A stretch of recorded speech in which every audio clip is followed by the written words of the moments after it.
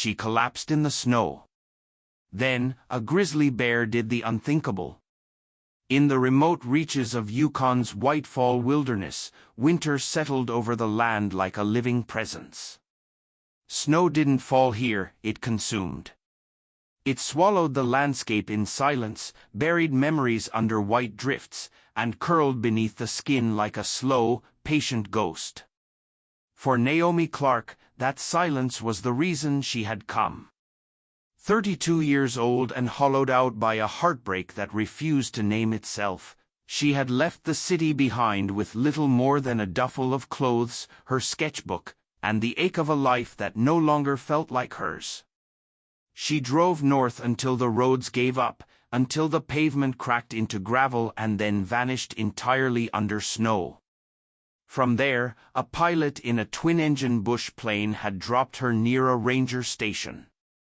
A snowmobile had carried her the rest of the way, miles from the nearest road, deeper still into Whitefall's grip. Her cabin was a squat, sturdy thing, tucked between thick stands of black spruce. It had no internet, no phone, and only a wood stove for heat. But the windows looked out onto the trees, and the nights brought silence so complete it felt holy. Naomi's days fell into a rhythm: morning tea, crackling fire, heavy boots laced tight.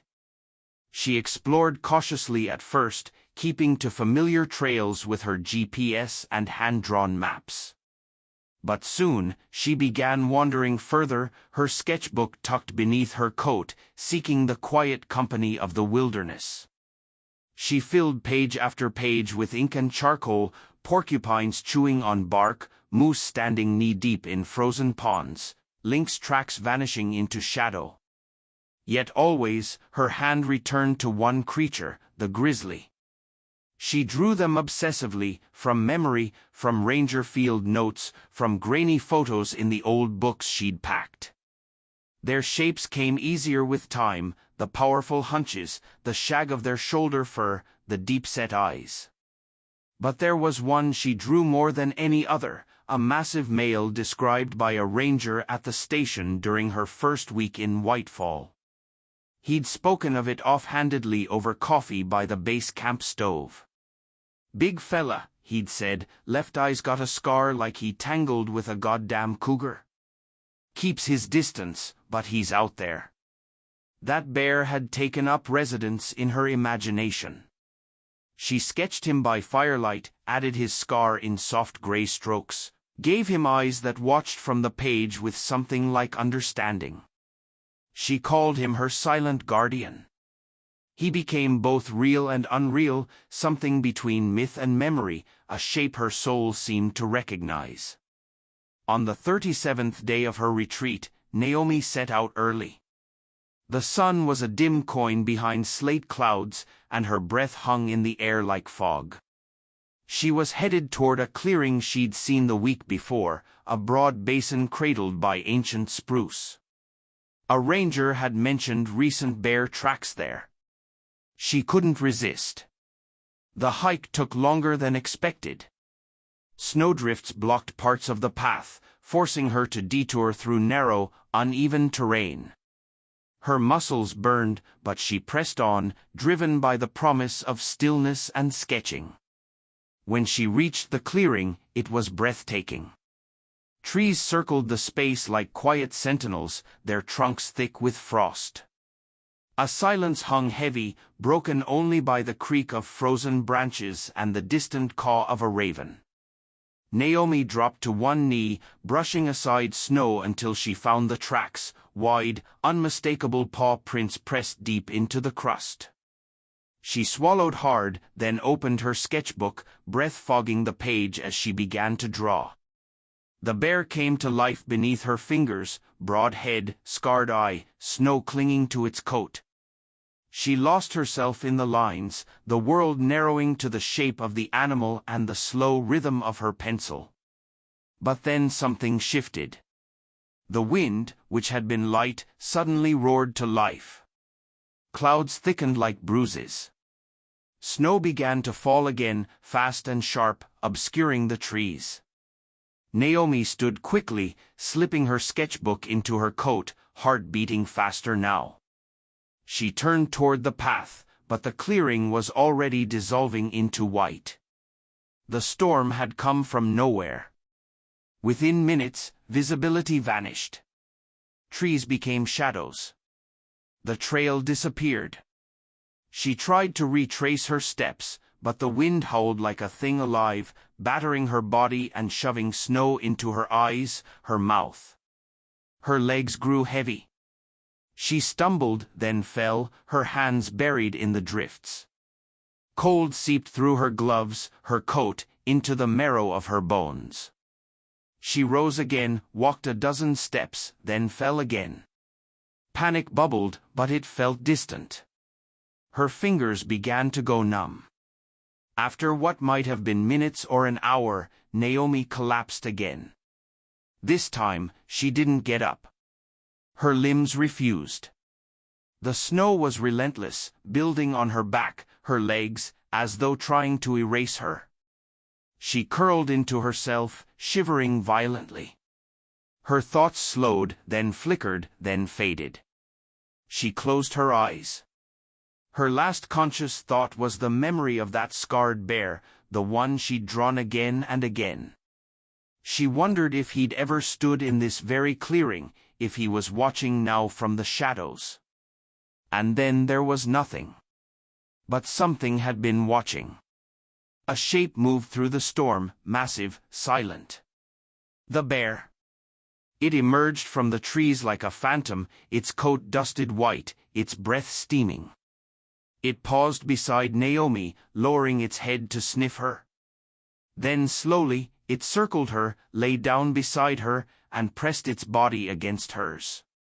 For hours, it stayed, shielding her from the wind with its bulk, its warmth bleeding into her frozen limbs. Naomi did not stir, but her chest imperceptibly continued to rise and fall. Just before dawn, the bear rose, its breath steaming into the icy air. It looked down at the woman beneath it, this strange, fragile thing whose scent it somehow recognized. Then, it turned and walked into the storm.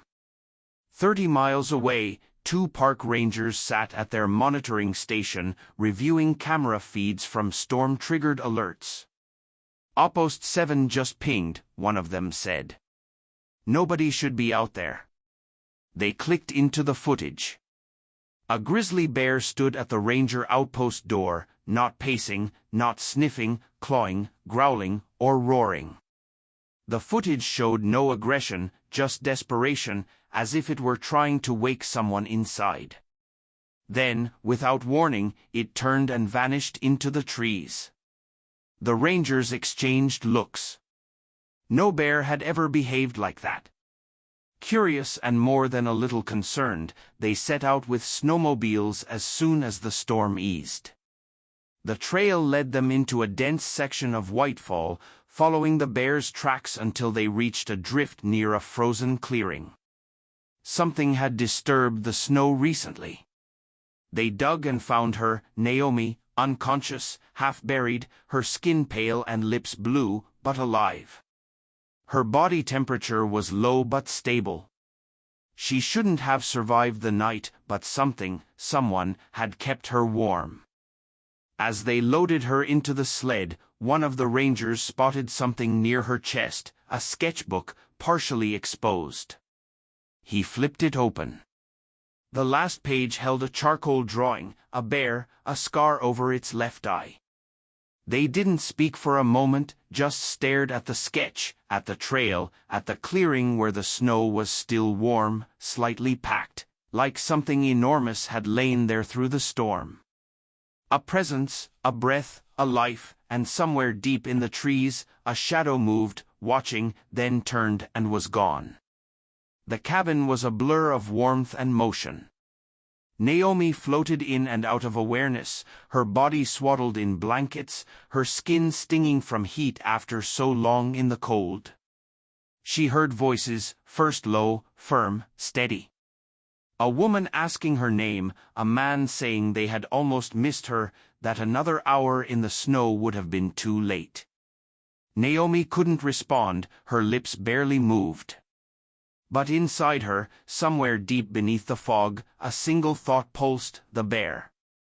When full consciousness returned, it came slowly, like thawing ice. Naomi opened her eyes to see a pine-paneled ceiling, a humming heater, the outline of a ranger's badge, and soft light. It was a station, a field cabin repurposed for emergencies. She lay on a cot, layered in sleeping bags. The air smelled of antiseptic, wool, and campfire smoke. "You're lucky," the woman ranger said, sitting beside her. "Really lucky. That storm was brutal. We saw the alert from Outpost 7, and when we checked the camera footage," she paused, her expression unreadable. Naomi blinked, her mouth too dry to speak. The ranger smiled slightly and handed her a bottle of water, tipping it gently against her lips. "Take it slow. You've been unconscious for almost a full day." Naomi sipped. It tasted like snowmelt and metal, but it steadied her. She managed to whisper, "The bear." The ranger's eyes sharpened. "What about the bear?" Naomi tried to explain, but the words came out jumbled. She remembered the wind, the collapse, the weight beside her, the warmth that saved her. "It was there," she rasped. "It stayed with me." The ranger didn't respond for a moment. Then she stood and motioned to her colleague. He entered the room holding a tablet, already cued to a security video. He set it on the edge of the cot. "We saw something we didn't quite believe," he said. "But after finding you where we did, maybe it's not so unbelievable anymore." He pressed play. Naomi watched. The footage was grainy black and white. It showed the front of a ranger outpost, one long shuttered for winter. A grizzly bear appeared from the trees, moving with urgency. Not the slow, loping steps of a forager, but purposeful, focused. It walked right to the door, reared up, and began clawing, not tearing or attacking, but pounding, as if it wanted someone to answer. It dropped to all fours, roared once, turned, and disappeared. Naomi stared, her throat closing. "That's him," she whispered. "That's the bear I drew." The rangers exchanged glances. "We thought you might say that," the woman replied quietly. "And we found this." She held up Naomi's sketchbook, open to the final page. There, drawn in smudged charcoal, was the bear, broad chest, powerful shoulders, and a single long scar slashing across its left eye. Naomi reached for the sketchbook with trembling fingers. The image stared back at her like a mirror. She had drawn him again and again, had imagined his eyes watching from the trees. But he hadn't just lived in her imagination. He had been real, had found her, had saved her. The next few days blurred together in warmth and sleep. Naomi's body fought its way back from the edge, fueled by broth, tea, and thick socks someone had lent her. The rangers, Lena and Jared, kept a respectful distance, checking her vitals, offering calm conversation. But the story of what happened, what might have happened, hung in the room like wood smoke. No one wanted to name it. On the third day, Naomi stood shakily by the window of the ranger cabin and watched the snow fall in soft spirals. Her body was weak, but her mind had never felt sharper. Her hand drifted to her sketchbook, where the scarred bear still waited on the page. She needed to go back. Not yet. Her legs couldn't take her half a mile, but soon. She needed to see the clearing again, to feel what had passed between them. Because it hadn't been just instinct or coincidence. Something in the bear had recognized something in her, an emptiness, a longing, a kind of sorrow that only the wild seemed to understand. When she was well enough to travel, she returned to her cabin under escort. The snow had deepened, her roof held 3 feet of powder, but her firewood was dry, and her hearth crackled to life as if it had never gone cold. Naomi moved through the familiar space like someone returning to a dream.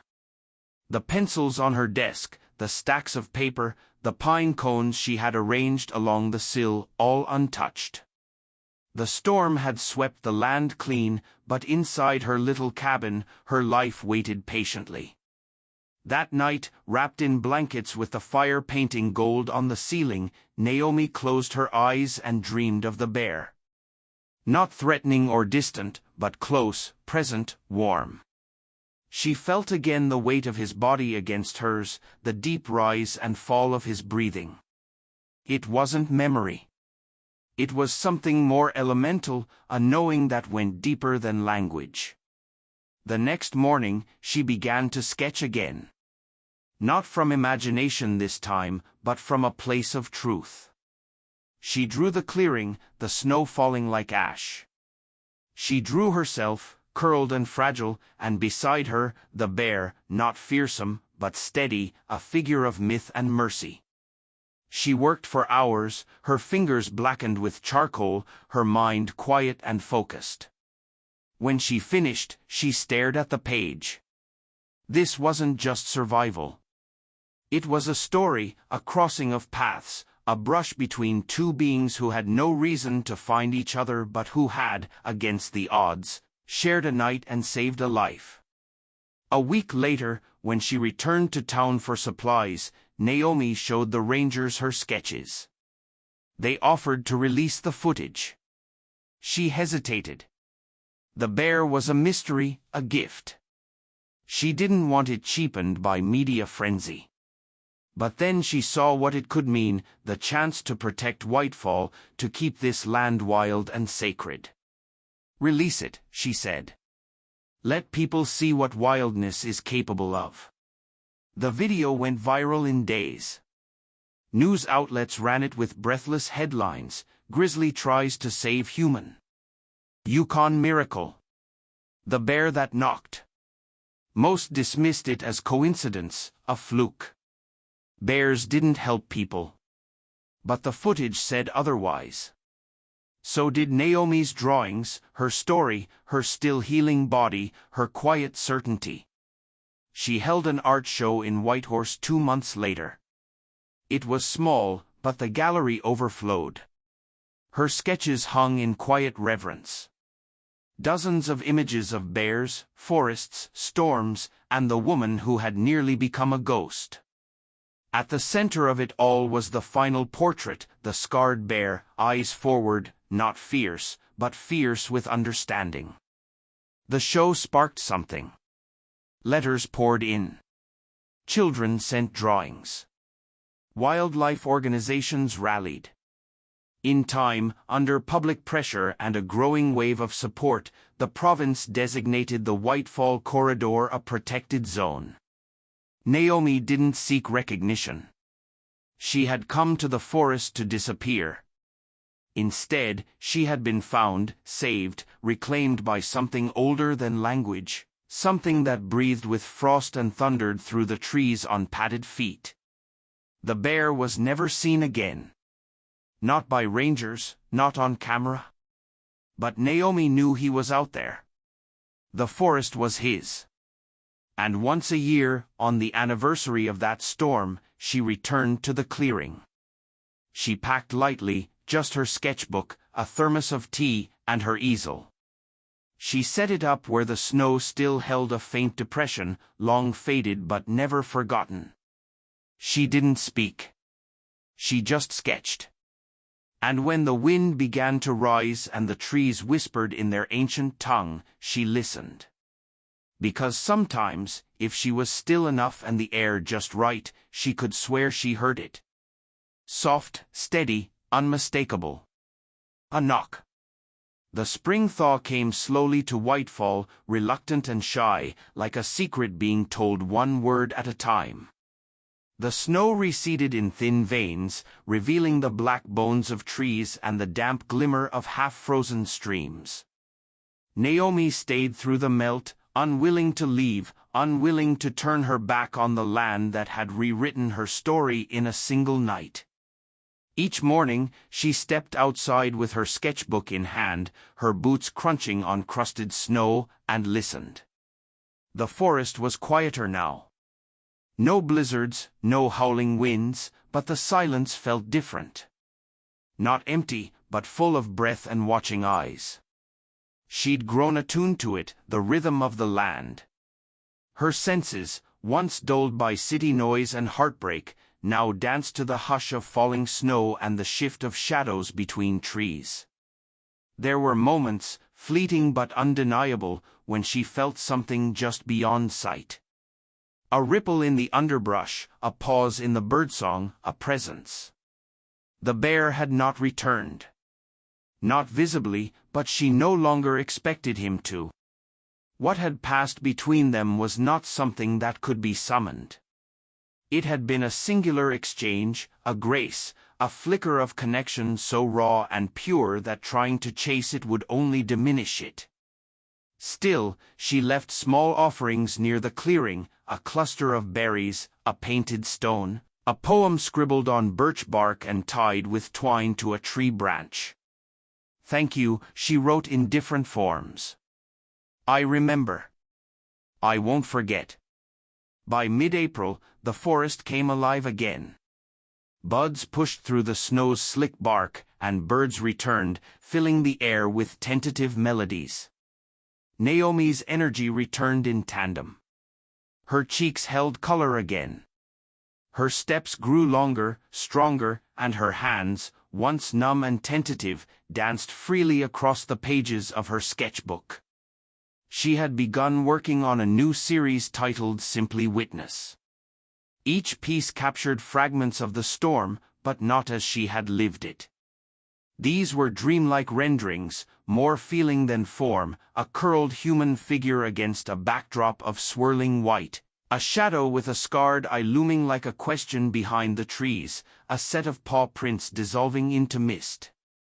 She poured herself into the art with a quiet desperation, as though giving shape to those moments would anchor them in time, would make them real even after memory faded.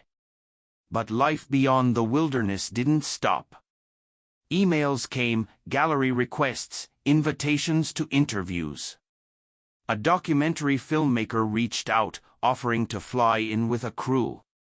But Naomi declined. She didn't want the bear's story turned into a spectacle. This wasn't for cameras and narration. It belonged to the trees, to the snow, to something wordless and wild. Still, there were voices she couldn't ignore. One was her sister, Cara, calling from Vancouver with a voice both relieved and anxious. "You nearly died," she said. "Do you understand that you were buried in snow? A bear shouldn't have been the one to save you. I should have been there. Someone should have." Naomi smiled softly at the phone sitting on the front step of her cabin, with steam rising from her tea. "I don't think it works that way," she said. "I needed to be lost. I didn't know it, but I did. And I needed him." There was silence on the other end, then Cara's voice again, quieter. "Do you think you'll ever see him again?" Naomi looked up at the treeline, where the wind teased the tips of the spruce. "No," she whispered. "But that's not the point. Some things happen once. That's enough." May arrived with bursts of green, and with it the end of Naomi's lease on the cabin. The ranger service had allowed her to extend her stay as long as it was safe. But now, with the thaw in full swing and the bears stirring from hibernation, visitors were discouraged from remaining deep in the backcountry. It was time to return. Not permanently, she told herself. Just for a while, just to share the story, just to bring the drawings to those who had followed her work for years, who had seen the transformation in her lines and shadows and wanted to understand what had changed. She packed slowly, deliberately. Each item folded and placed in her duffel felt like a farewell. Her fingers lingered on the windowsill, where pine needles had gathered, on the chipped enamel kettle that had boiled her water each day, on the coat she'd worn the night of the storm, still faintly bearing the scent of snow and cedar. She left one final sketch tacked to the inside of the cabin door, a bear curled beside a sleeping woman, the wind swirling around them in quiet devotion. Below it, she scrawled a single line, "When the world went silent, you stayed." Back in Whitehorse, she found herself adrift in noise again, car horns, coffee machines, voices rising and falling in crowded cafes. She had grown soft to this world, her edges shaped by wind and snow. And now, everything felt too loud, too fast.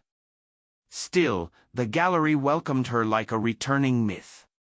The Bear That Knocked was the name they chose. Cheesy, yes, but marketable.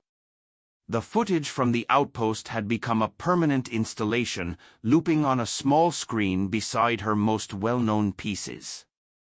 But it wasn't the video that drew gasps. It was the portrait, 6 feet tall, nearly life-size, charcoal and ink on a stretched canvas that smelled faintly of pine resin. The bear stared out from the frame with eyes that seemed to see past glass and flesh. People stood in front of it for minutes, silent, some in tears. Naomi watched them from a quiet corner, feeling like a ghost within her own body. She wanted to whisper, "He's not gone. He's out there.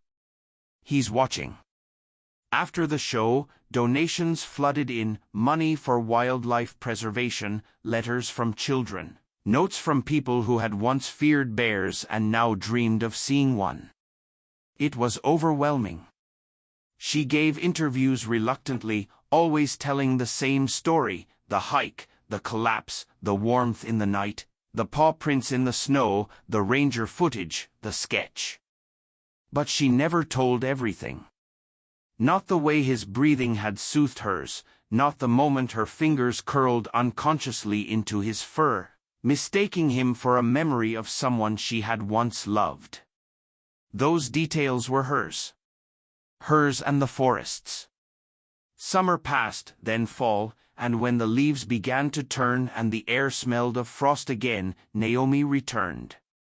Just for a few days, she told the rangers, just to visit. They let her stay in a shelter closer to the clearing under the condition that she check in via radio twice a day. The path had changed since spring. Wind had downed some trees, and the undergrowth had thickened in places, but she found the clearing easily. Her breath caught when she saw it, almost untouched. The same basin, ringed by silent spruce, the same open space where the snow once tried to swallow her whole. She set up her easel, opened her sketchbook, and sat for hours without drawing, just listening. That night, she slept beneath the stars in a weatherproof sleeping bag, her fire crackling low, her mind drifting. The wind picked up around 2 a.m., and for a moment, she thought she heard something, a soft thump, like weight shifting on frozen ground. Her breath stilled. Her ears strained, but the sound did not return. Still, she smiled. She understood now. The bear wasn't something to see again. He had already given her everything he could. His presence wasn't tied to a shape or a roar or a paw print in the snow. It was in the hush between heartbeats, in the courage to keep breathing, in the space she had carved in her soul for something greater than herself. At dawn, she packed her things. Before leaving the clearing, she walked to the center and knelt. She pressed her hand to the ground, palm flat against the earth, still cold from the night. "Thank you," she whispered. "I'm still here." The wind shifted. The trees rustled. Somewhere far off, a raven called into the morning. Naomi rose, her sketchbook tucked beneath her arm, her steps light as she walked back toward the trail. The clearing behind her was empty but not forgotten. Autumn bled into winter with a grace that only the Yukon could conjure, quiet, inevitable, bone deep. Frost began to trace the edges of the windows again, and the trees, stripped bare, reached their limbs toward the pale skies, though remembering the weight of snow. Naomi returned to the city, in body but not in spirit. Her days were filled with the rustle of gallery brochures, the buzz of quiet fame, and the constant stream of messages that came to her inbox with phrases like miraculous, life-altering, a symbol of coexistence. She answered what she could, gently and with care. But she remained guarded, protective of the story that had become a myth in the mouths of others. They wanted more. More of the bear, more of the storm, more of the impossible moment that had spared her from death. But Naomi knew that to give everything would be to lose it. She had kept one piece untouched, the drawing she made the morning after the storm, the very first image she had sketched upon waking. It wasn't perfect.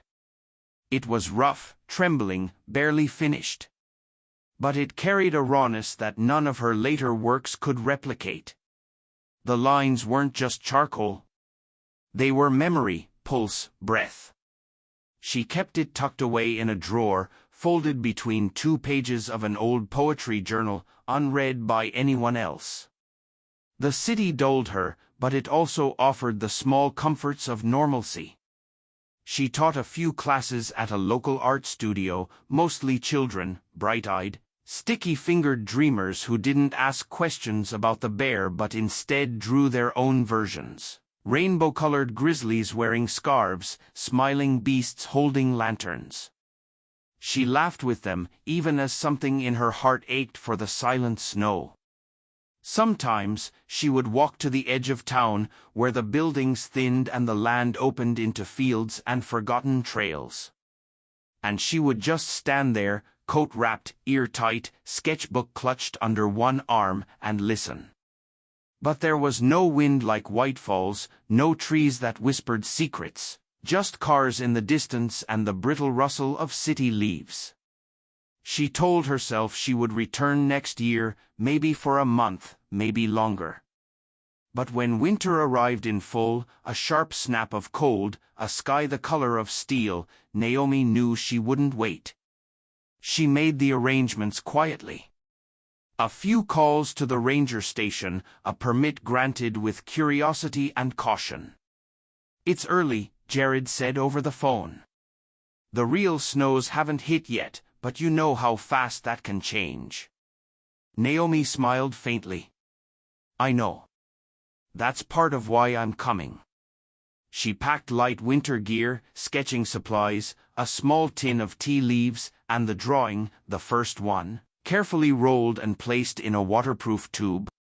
She said nothing to the press, told only Kara, who paused on the other end of the line and asked softly, "Do you think he'll be there?" Naomi didn't answer right away. "I think," she said finally, "he's always there, whether I see him or not." The flight into Whitefall was smooth, the pilot quiet, the small plane rattling like a memory through the clouds. When the day came, they landed near the ranger station. Naomi stepped out into air that bit at her cheeks and filled her lungs with something she hadn't felt since the last time she was here. Truth, raw and clean and undeniable. Jared met her at the edge of the landing strip, wrapped in his familiar fur-lined coat. He gave her a long look, then a quiet nod. "We marked the trail for you," he said. "Same route as last year. Cleared some of the fallen trees. You're good for 3 days. Radio check-in at 8 and 6. If anything changes, call." Naomi thanked him. She was grateful for the structure, but she also knew she wouldn't need it. This wasn't a trek or a challenge. It was a return. The walk to the clearing was longer than she remembered. Or perhaps her pace was slower, more reverent. Snow clung in patches along the trail, melting and refreezing in delicate patterns. The forest was quieter than before, no birdsong, no rustling animals, just the soft crunch of her boots and the steady thud of her heartbeat. When she reached the edge of the clearing, she stopped. Time folded. The trees stood just as they had. The air held the same hush and tension, and in the center of the space, the place where she had lain, where he had lain beside her, still seemed marked, though the snow had long since vanished and returned again. She set her pack down, opened her easel, and unrolled the drawing. She didn't place it on the canvas. Instead, she carried it to the center of the clearing and knelt. Carefully, she unrolled it and laid it flat on the snow, anchoring it with 4 small stones. Then, she sat beside it and waited. Not for him. She didn't expect him to appear like some summoned spirit, but for the wind, for the memory, for the presence that had wrapped itself around her that night and never truly let go. Hours passed. The sun shifted. Shadows stretched long and thin. Naomi drew as she waited. Not of the bear, not of herself, but of the clearing itself, the way the light fell, the way the trees leaned slightly inward as though listening. She didn't speak. She didn't move more than she had to. She simply breathed. That night, she lit a fire near the edge of the clearing and curled into her sleeping bag. The drawing, once more rolled, was kept near. The stars glittered overhead, scattered across the sky like ashes from another world. Somewhere in the distance, a fox barked. And then, just before she drifted into sleep, a sound, soft, subtle, a low, heavy exhale, like breath meeting cold air. Naomi froze. Her eyes opened, heart suddenly pounding in her throat. The fire still flickered. The clearing was still, but she knew. She didn't rise. She didn't look. She only whispered, "Thank you." Silence followed, and then the faintest crunch of snow, a step, another. Near the treeline, a shadow paused. Her eyes adjusted and now caught only the shape, a vast, broad form, still as stone, watching. Naomi smiled. She did not cry. She did not speak again. She simply closed her eyes. When morning came, there was no sign of him. No tracks, no movement, just the wind, the snow, and the warmth still lingering in her chest. She packed up slowly, leaving no trace, saved for a small stone cairn at the center of the clearing, beneath which she placed the original drawing, not hidden, but not obvious. A gift, a piece of herself left in the place that had given her back to herself. As she walked away, she didn't look back. She didn't need to. The clearing would remain just as it was. The bear would remain just as he had. And Naomi, heart quiet and full, would carry him wherever she went. Not as myth, not as miracle, but as memory, as truth, as something wild and kind that once, just once, had knocked. The city received her like a tide returning from a long retreat, slow, unhurried, inevitable. Naomi stepped off the train in early December. The cold, less sharp than the north, the streets, less wild, the sky, smudged with gray.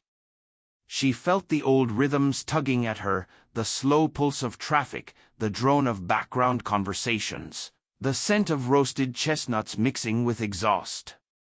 Life here moved on its own track, indifferent to the sacred hush of the Yukon. And yet, Naomi moved through it differently now.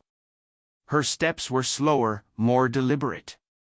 She carried herself like someone who had seen something not meant to be seen, who had been granted a story not to tell, but to live by. People still asked her about the bear, strangers in cafes, gallery visitors, students in her workshops. Some asked with reverence, others with disbelief wrapped in polite curiosity. Do you think it was really trying to help you, they'd say, or, it's hard to believe a wild animal would do something like that. Naomi never corrected them. She simply said, he did, and left it at that. There was no use in convincing those who hadn't felt the heartbeat of the forest, the weight of a breath that wasn't your own sheltering you from death. The holidays brought noise, light-strung windows, the rush of department store crowds, laughter bouncing down wet sidewalks. But Naomi kept her celebrations quiet. She declined party invitations, let voicemails sit unanswered, and spent her evenings in the small apartment she now called home, sipping tea and sketching by candlelight. Her drawings had changed since Whitefall. They were less focused on the bear now, more on the space he had come from, trees that leaned like guardians, paths that curved without reason, a woman walking through snow, her face always turned slightly upward as though she was listening to something just beyond the wind. She filled sketchbooks without planning to, the images pouring from her as if her fingers were simply remembering what her heart refused to forget. One night in late January, she received a letter, not an email, but an envelope, thick parchment, handwritten script, no return address. Inside was a simple note, your story stayed with me. I believe you. Thank you for sharing it with the world. Below the words was a charcoal drawing of a grizzly, childlike in execution, but unmistakably bearing the scar over its left eye. Naomi held the paper to her chest for a long time, something warm unfolding in her rib cage like a thaw. She pinned the drawing beside her desk, next to one of her own early sketches. The two images stared out into the room like echoes. The season shifted. Spring came late to the city that year, rain-soaked and hesitant, as though unsure whether to let the light return. Naomi had begun walking every morning again, early, before the streets filled, through a stretch of parkland that reminded her vaguely of Whitefall if she squinted and silenced the hum of distant traffic. One morning, she paused beneath a pine tree and looked up through the canopy. The light slanted just right. Something inside her stirred. It wasn't a longing, not quite. It was quieter than that, a settling, a knowing. She didn't need to return to the Yukon to be held by it. It was with her now, woven into her marrow. The bear hadn't just shielded her from the storm, he had left something behind. Not a scar, but a gift, a way of seeing, of listening, of being. And she carried it forward with every breath. By summer, Naomi had completed a new body of work. The exhibition was titled The Space Between Footsteps. It featured no bears, no direct references to the storm or the clearing. Instead, it was filled with textures, dense graphite forests, layered white paint scraped like wind against paper, fine lines of ink that suggested motion and stillness at once. At the center of the gallery hung one piece, unlike the others. It was stark, just a single charcoal line looping into a wide curve, open-ended, disappearing into blank space. Beneath it, a plaque read, "The moment before turning back." People stood before it for long stretches, as if expecting the line to finish itself. As if the pause meant something only they could understand. Naomi never explained it. Some moments defy translation. That summer, she also returned to teaching. Not just children now, but adults too, those seeking something intangible. She spoke of negative space, of the importance of absence, of how the world does its best storytelling when we stop trying to control it. Your hand doesn't always know the path, she told one class. But the page remembers. In quiet moments, she still dreamed of the bear. Not the night of the storm, never that directly, but of glimpses, a shadow among trees, a warm weight beside her, eyes like dark windows flickering with recognition. And always, just before waking, a single sound, the soft thud of something heavy against wood. A knock. Each year, on the anniversary of that storm, Naomi returned, not to Whitefall, but to the mountains north of the city, where the air was cleaner and the trees stood farther apart. She'd hike alone, carrying nothing but a sketchbook and a thermos of tea, and she'd find a quiet spot to sit and draw. Not because she was hoping to see him again, but because she still remembered what it felt like to be seen. The 5th anniversary fell on a day of low clouds and distant thunder. Naomi climbed a narrow trail lined with moss-slick stones and paused at a clearing where the trees opened like a breath. She sat for hours, sketching the sky, the trembling grass, the movement of shadows. When the wind picked up, she leaned into it, closed her eyes, and smiled. She had no illusions. The bear was likely long gone, moved on to some distant stretch of wilderness, or returned to the earth in the quiet way that wild things do. But that didn't matter. His story wasn't meant to be a chapter in her life. It had become the spine. Not a miracle, not a legend, but a presence that had realigned her understanding of everything, of trust, of solitude, of what it means to be held without being possessed. When she stood to leave, she placed one final drawing beneath a stone by the tree lean. A simple silhouette, a woman sitting beside a bear, both looking forward, both at rest. No fear, no need, just being. She whispered, "Thank you," one more time. Not because she believed he was there to hear it, but because the land remembered, the wind carried it. The world once again knew her name. She walked down the mountain slowly, her footsteps steady, her shadow long. In her pocket, the sketchbook rested like a heartbeat. Behind her, the forest watched, quiet and vast. And somewhere in the silence, so faint she might have imagined it, a sound reached her ears. A knock. Not loud, not urgent, just enough to let her know some stories don't end. They wait. They live in the space between each breath. In the hush before the wind stirs.